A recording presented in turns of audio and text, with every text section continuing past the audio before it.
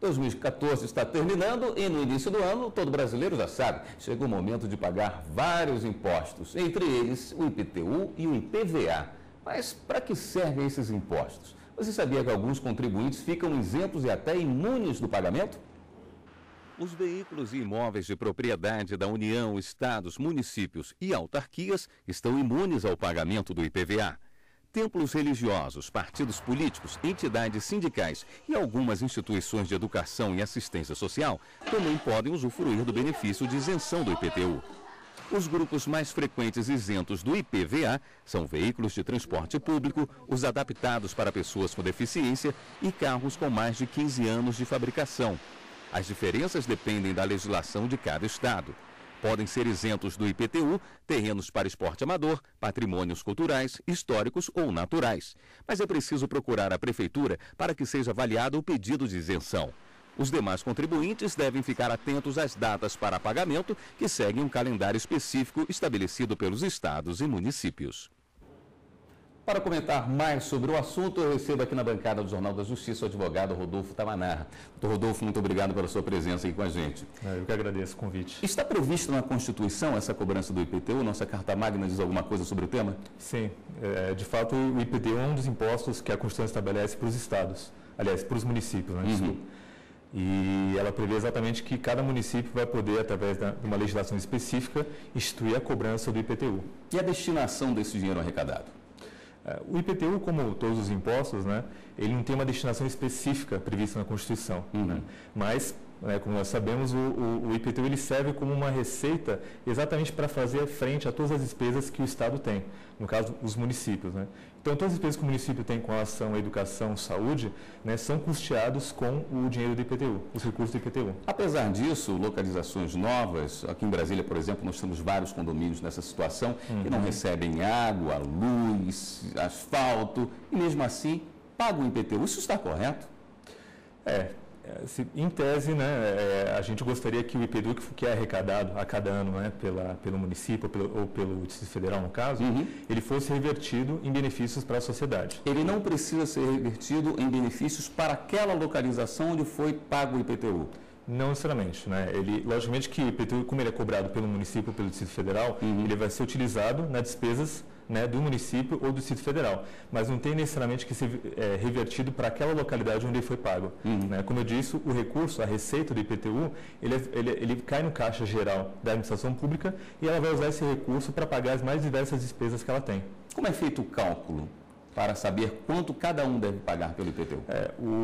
A legislação, né, como eu comentei, o IPTU, então, ele é previsto por cada legislação do município. Né?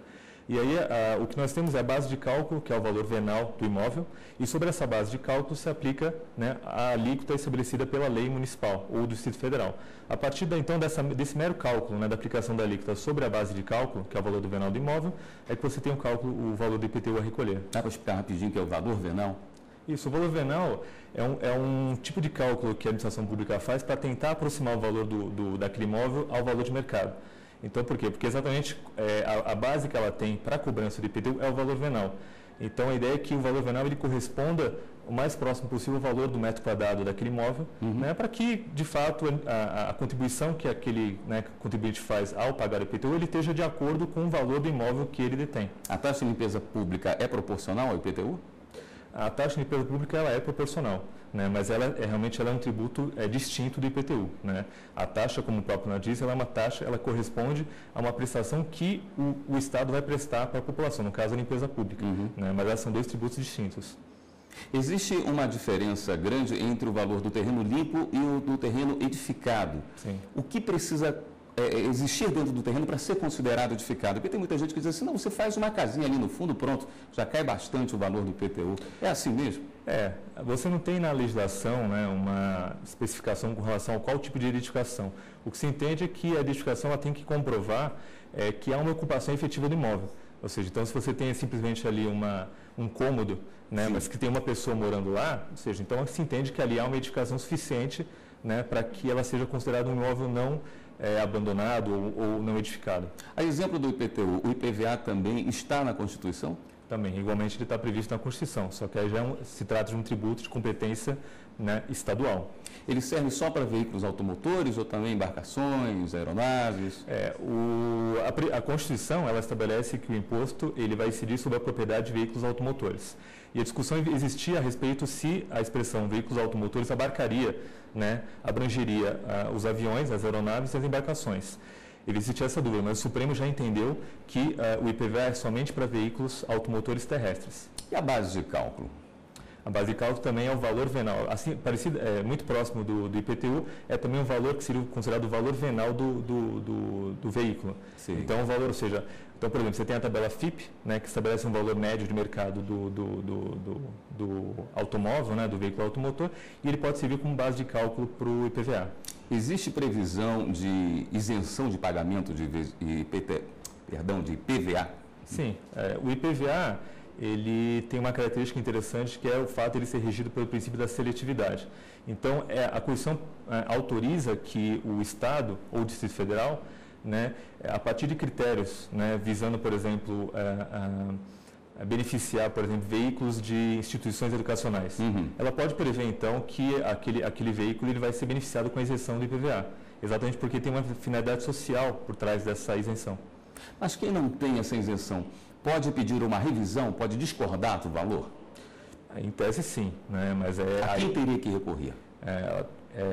Inicialmente, ela poderia recorrer à própria administração pública, se ela, por algum motivo, entender, né, que seja às vezes o valor venal do imóvel dela, seja alguma outra questão que ela entenda que não está de acordo com a legislação, ela pode tentar buscar uma revisão administrativamente e caso ela não consiga e entenda que ela tem um direito violado, ela ainda pode se valer do judiciário. Ao contrário do IPTU, onde o valor do imóvel tende a crescer, o do automóvel ou do aeronável, do barco, da embarcação deve cair pela depreciação normal. Sim. O valor do IPVA também tem que cair todo ano?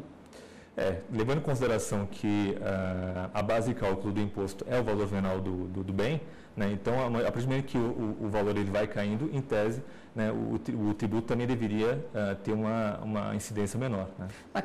No caso de venda, principalmente no início do ano do veículo, após você pagar o IPVA do ano inteiro, você pode pedir uma restituição proporcional por não estar mais sendo proprietário daquele carro pelo qual você pagou o IPVA? Essa é uma discussão que aí também vai depender da legislação de cada estado, né, que estabelece as regras do seu IPVA.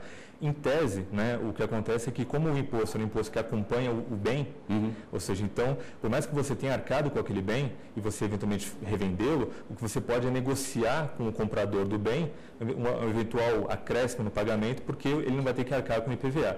Mas assim, para a administração pública, pouco importa se você revendeu o veículo ou não. Para ela, o importante é, sobre aquele veículo, houve a incidência do imposto. Doutor Rodolfo, muito obrigado pela sua presença aqui no Jornal de Justiça. Espero encontrá-lo novamente aqui na bancada. Eu que agradeço.